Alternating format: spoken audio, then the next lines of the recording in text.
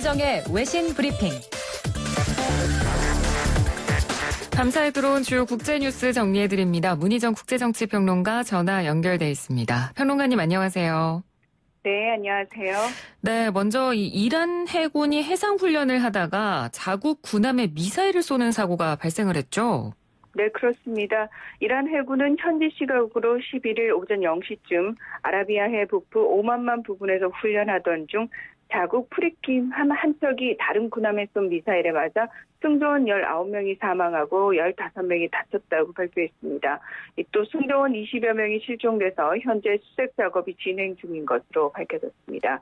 이 코나라코가 모형 표적을 설치한 직후에 사정거리를 채 벗어나기 전에 자국 군함인 자마란호에서 미사일이 너무 일찍 발사되는 사고가 발생한 건데요. 네. 이란 국영방송은 실수에 의한 사고라면서 이란 해군이 사고 선박을 해안으로 견인해서 사고 경위를 조사하고 있다고도 보도했습니다. 길이 47m의 코나라코는 1988년 이란 해군이 운항해온 네덜란드산 구형 군함으로 주로 보급 지원용으로 사용되는 것으로 알려졌고요. 자마란호는 11년 전 이란군이 처음으로 자체 제작한 함정이라고 합니다. 이번 사고가 일어난 오만만은 원유 수송과 관련해서 전략적으로 중요한 호르무즈 해협으로 연결되는 민감한 해역인데요. 이란군은 이곳에서 정기적인 훈련을 해왔습니다. 이란에서 이렇게 미사일 오인 사고가 발생한 것은 올 들어 이번이 두 번째인데요. 지난 1월 8일 테헤란 국제공항을 이륙한 우크라이나 항공 소속 여객기를 미군의 미사일로 오인해서 방공미사일로 격추해서 탑승자 176명이 모두 사망하는 사건도 있었습니다. 네, 그 사건은 저희도 전해드린 바가 있고요. 네네. 자, 이번에는 중국으로 가보도록 하겠습니다. 이 코로나19 사태를 이용해서 대만을 무력 통일하자라는 목소리가 내부에서 나오고 있다고요. 네, 홍콩 사우스차이나 모닝포스트가 지난 5일과 11일 이와 같은 관련 보도를 내놨는데요. 네. 최근 들어서 중국 소셜미디어 등에서는 정치평론가와 태역 장성 등이 대만을 무력으로 통일해야 한다는 주장을 잇따라 내놓고 있고 또 이에 대해서 열렬하게 호응하는 민족주의가 고조되고 있다고 합니다. 이 코로나19 확산으로 미국이 태평양 지역에 배치하는 항공모함 4척이 모두 피해를 입어서 사실 작전을 지금 펼치지 못하고 있거든요. 네. 그렇기 때문에 이때 중국의 대만 공격이 이루어진다고 해도 미국이 대만 방어에 적극적으로 나설 수 없기 때문에 이 기회를 활용하자는 겁니다. 중국 내에서 이런 목소리가 나온 이유에 대해서 많은 전문가들은 코로나19 확산 후 중국 책임론을 계속 제기하는 미국에 대한 반감이 그 어느 때보다 크기 때문이라고 지적을 했는데요. 하지만 이런 대만 무력 통일론이 시기상조라면서 신중한 대응을 촉구하는 의견도 팽팽히 맞서는 것으로 알려졌습니다. 미국의 군사력이 줄어들었다고는 하지만 미국과 서방 국가들이 연합해서 중국을 봉쇄하고 제재하는 상황도 얼마든지 가능하기 때문에 급진적으로 행동해서는 안 된다는 겁니다. 네. 이 홍콩 사우스차이나 모닝포스트는 중국 지도부도 이런 신중론에 동조하고 있다면서 이 대만 통일을 전후해서 대만의 안정과 번영을 유지하는 것이 중국 지도부의 최우선 목표라는 한 소식통의 말을 전하기도 했습니다. 이 중국 내에서 이런 이제 목소리가 나오는 분위기를 미국도 이미 감지한 듯 이 미 군용기는 올해 들어 지난달 말까지 남중국해, 동중국해 또 대만 해협 등 중국 인근에서 총 39회의 비행 작전을 펼쳐서 지난해 같은 기간보다 작전 건수를 3배 이상 늘린 것으로 나타났습니다. 네. 그리고 홍콩에서는 저희가 지난번에도 홍콩 현지 연결해서 좀 분위기를 들어보기도 했는데 그동안 코로나19 사태 때문에 조금 잠잠했었던 반정부 시위가 요즘 다시 재개되는 분위기라고 하죠. 네, 지난 10일 홍콩시는 10여 곳에서 수십 명에서 수백 명에 이르는 시위대가 모여서 이 반정부 시위를 벌이는 등 이전 코로나19 사태 이전의 주말 시위가 되살아나고 있는 것으로 보이는데요. 네. 지난해부터 송환법 시위를 주도해온 제야단체이죠. 이 민간 인권 전선이 심사추이에서 몽코까지 행진하면서 캐리람 홍콩 행정장관의 하야를 요구할 예정이었지만 이 홍콩 경찰은 코로나19 확산 우려 등을 이유로 불허했습니다. 그러자 곳곳에서 게릴라 시위가 벌어진 건데요. 현재 홍콩 정부는 코로나19 확산을 막기 위해서 8명 이상의 사람이 모이는 것을 금지시킨 상태입니다.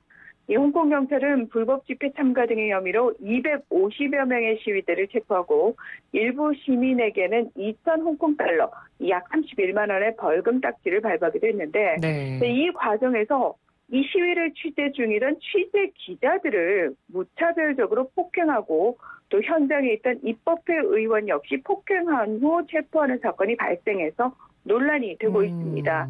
이 홍콩 제야 단체 등은 다음 달 4일天安문 시위 기념 집회와 7월 1일 주권 반환일 집회 등 대규모 시위를 예고한 상태여서 긴장감이 고조되고 있습니다. 네, 그렇군요. 자, 다음은 브라질 소식으로 가보도록 하겠습니다. 이 코로나19에 대해서 잘못된 대응이랑 또 좀 논란이 되는 발언들을 많이 해서 브라질의 보소나루 대통령 연일 지금 비판을 받고 있는데 재선에 도전하겠다 이런 의사를 밝혔네요.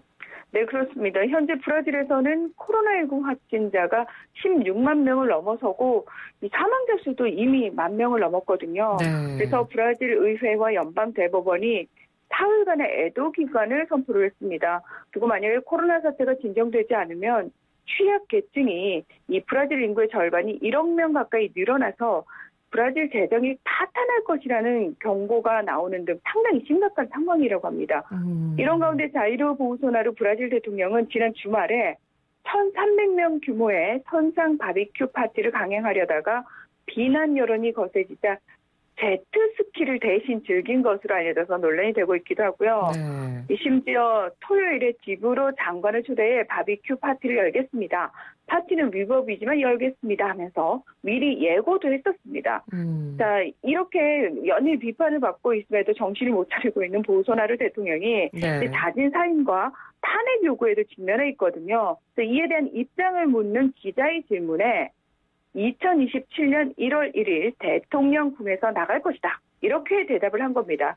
이건 무슨 의미냐면 2022년 말에 있을 대통령 선거에 출마해서 대선에 성공하고 2026년까지 임기를 채운 뒤에 2027년 1월 1일 차기 대통령 취임식에 참석하고 나서 물러나겠다는 의미입니다. 네.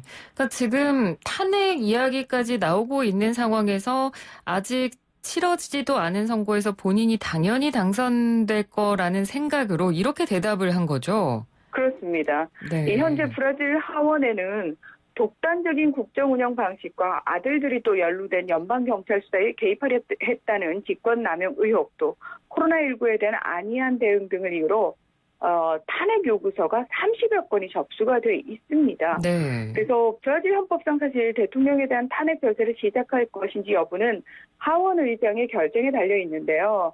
지금 현재 하원 의장은 대통령 탄핵에 신중해야 하며 지금은 코로나19 대응에 집중할 때라면서 구체적인 입장을 밝히지 않고 있지만 워낙 요구가 거세기 때문에 아무래도 이제 탄핵 수순으로 가지 않겠냐라는 의견이 지배적입니다. 네. 이런 가운데 보우소나루 대통령은 하원 의원들을 만나서 지지를 부탁하는 등 혹시 있을지 모를 탄핵 표결에 대한 대응까지 준비하고 있는 것으로 알려졌는데요. 참고로 브라질 하원은 이전 정부인 지우마 후세프 대통령을 시키고 우파가 정권을 잡게 도와주기도 했었죠. 이 대통령 탄핵이 이루어지려면 하원에서 전체 의원 513명 가운데 3분의 2 이상, 또 상원에서는 전체 의원 81명 가운데 3분의 2 이상이 찬성해야 합니다. 네. 한편 현재 브라질은 정부 차원의 코로나19 대응이 전혀 없는 가운데 지방정부가 제각기 다른 기준의 방역 지침을 내세워서 혼란이 가중되고 있는데요. 당분간은 아무래도 확진자와 사망자가 좀 늘어나지 않겠느냐 이런 의견이 많습니다. 네, 브라질의 혼란이 계속될 것 같습니다. 자, 이제 마지막 소식인데요. 인도군과 중국군이 국경 지역에서 난투극을 벌여서 또 논란이 되고 있다는 소식이네요. 네, 인도와 중국은 무려 3,400km가 넘는 길이에 이르는 공동관리 국경을 두고 대치하고 있는 상황인데요.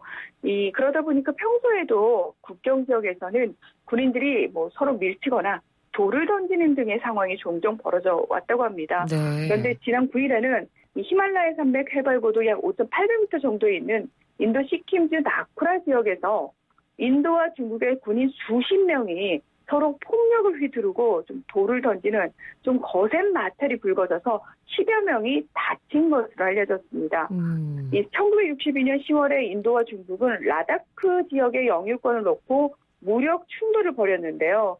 이후 40년간 곳곳에서 신경전을 벌이면서 대치하고 있습니다.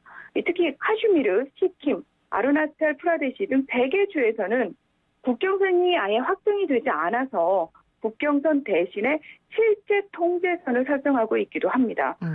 지난 2017년 6월에는 중국이 히말라야 고원지대인 도클람에서 도로 건설을 시작한 것을 계기로 보병, 탱크, 포병, 미사일 부대까지 배치하면서 73일간 무력 대치를 하는 등 일촉즉발의 상황이 펼쳐진 적도 있습니다. 네, 알겠습니다. 오늘 소식 잘 들었습니다. 고맙습니다. 네, 고맙습니다. 네, 지금까지 문희정 국제정치평론가였습니다.